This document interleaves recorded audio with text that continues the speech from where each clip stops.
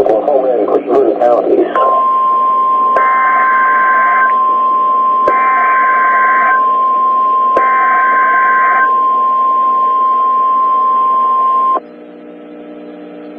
The National Weather Service in Norman has issued a severe thunderstorm warning for northeastern Cleveland County in south-central Oklahoma, Lincoln County in central Oklahoma, southeastern Oklahoma County in central Oklahoma, Pottawatomie County in south-central Oklahoma, until 5:45 p.m. Central Daylight Time.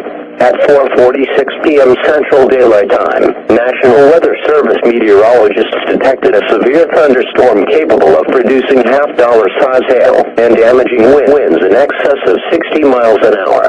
This storm was located near Stellar, moving east at 25 miles an hour.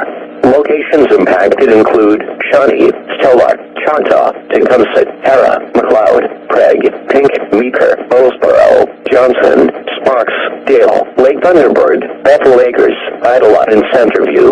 This includes Interstate 40 between mile markers 166 and 194. Move inside a sturdy building until the storm has passed.